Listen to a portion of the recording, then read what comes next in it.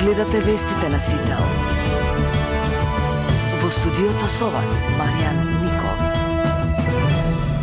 Добро утро, вести на Сител. Сега кога се извинуваме поради техничките проблеми, ја започнуваме со она што е најактуелно предизборната кампања.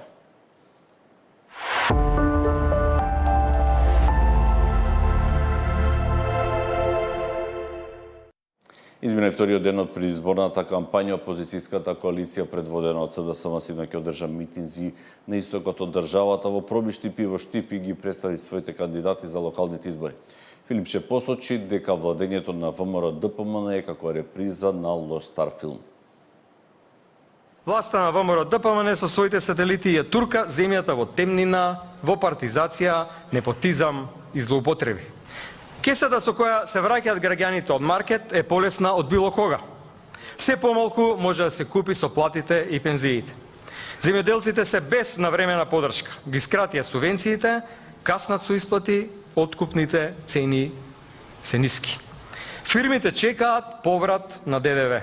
Пари кои државата мора да ги врати.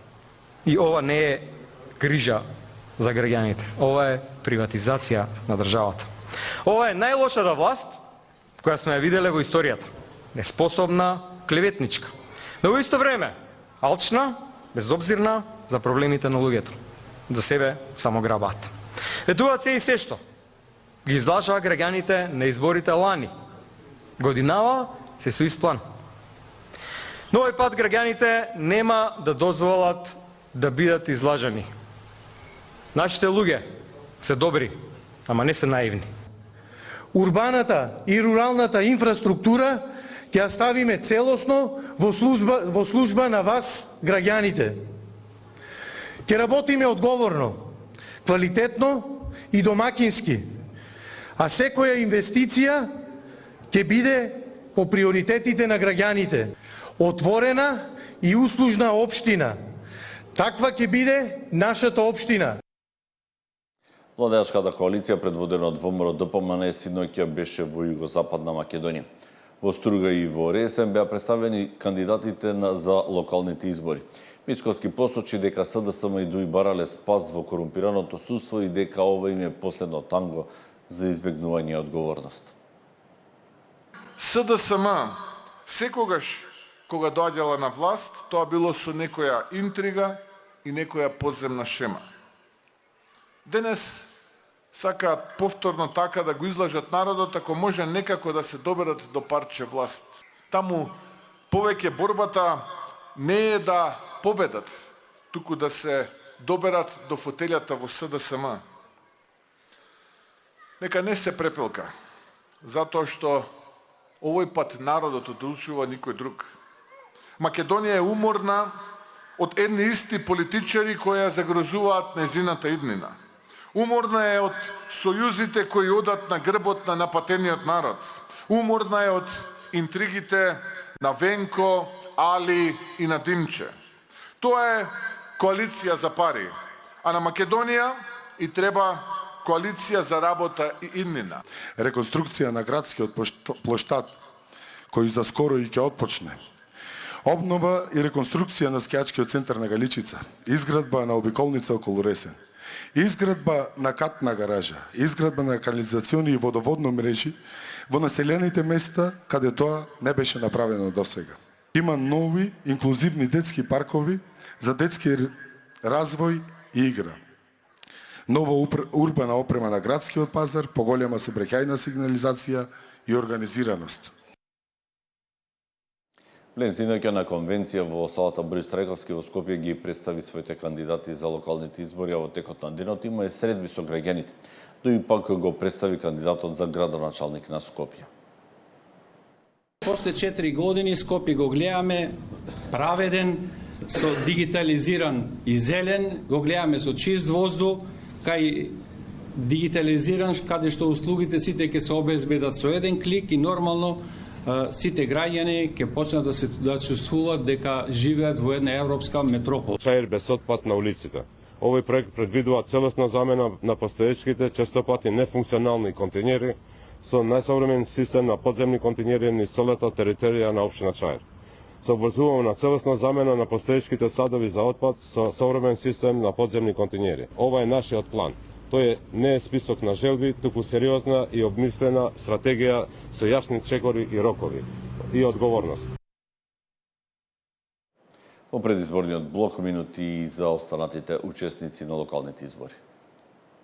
Нашата замисла е да има функционален јавен превоз и да се охрабри користењето на јавниот превоз ексклузивно во град Скопје, понатаму ќе зборуваме нели за детали. Втората работа е борбата со загадувањето на воздухот. Град Скопје, тоест граѓаните на град Скопје кои го вперуваат прстот во град Скопје за тоа дека е инертен по повод ова прашање за загадувањето, мора да види од институциите на град Скопје како одат во таа насока. Имаме многу методи за тоа како да го постигнеме. Со левица експлицитно ви кажуваме дека нема да има приватизирање на било каков капацитет на град Скопје. Доколку јавното претпријатие Паркови и Зеленило отвори погон, и истото може да користиме како продлабошување или унапредување на мерката против загадувањето. Знаете дека градот Скопје и општините години наназад доделуваат субвенции за набавка на печка на пелети, но на оние граѓани кои што се од социјално загрозена категорија, навистина и не им прави разлика ако има возможите да купите печка, доколку немаат средства да набават суровината, односно пелетите, за да нели го затоплат својот дом. Се наоѓам пред остатоците на универзалната сала, уште една црна точка на мапата на Скопје. Источена, изнемоштена од прекубројни партиски притукувања, оставена сама на себе веќе долг временски период. Затоа на Скопје му треба промена. Му треба отчетност, стручност, знаење, независност. Само така Скопје ќе биде она што сакаме да биде.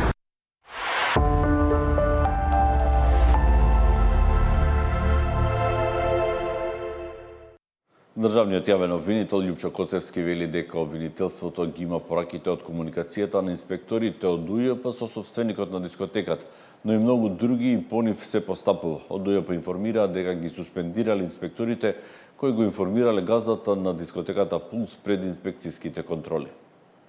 За Кочани се води предистражна постапка и за други лица, има уште десетина инкриминирани действија, вели републичкиот обвинител Љупчо Коцевски. Покрај пораките на инспекторите на УЈП со собственикот на дискотеката има уште многу пораки кои се предмет на истрага. Кои се лица и институции се опфатени во предистрагата, Коцевски не сме да објави, меѓутоа тврди дека јавните обвинители нема да пропуштат ниту едно действие. За пораките на инспекторите и газдата на Пулс знаело и обвинителството и судот и МВР, а биле пратени и до адвокатите. Вчера со разговор со обвинителите имаме стигнато докази дури во јули, откако е поднесено обвинението. Меѓутоа предистражна постапка не можеме да споделуваме никакви информации. Не можеме јавно да ги објавиме овие пораки затоа што се во предистражна постапка. Пораките, доказите кои што требаше да се објава во првиот предмет се дадени и на одбраната и на судот. Меѓутоа јавното обвинителство располага со многу други повеќе пораки и докази. Коцевски нема да ги коментира политичките изјави на премиерот дека не е задоволен од неговата работа, вели работел честно, законито и професионално.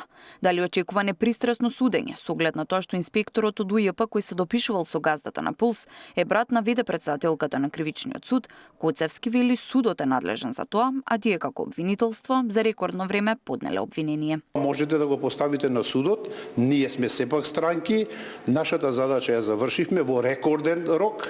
Односно, еве, и самите знаете, посочите ми предмет кој бил завршен за 2,5 месеца, колку сложен. За случајот кој се води во обвинителството за организиран криминал, за полицајците поврзани со пожарот, според обвинителот, постапката трае подолго, бидејќи има дефицит на обвинители, а на тој случај работи само еден обвинител. Очекуваат наскоро да биде поднесено обвинение и за нив. Тамара Дичевска, Сител телевизија. Министерката за образование и наука, професор доктор Весна Јаневска, ќе се обрати на првиот академски час во академската 2025-2026 година на Универзитетот Свети Кирил и Методи во Скопје.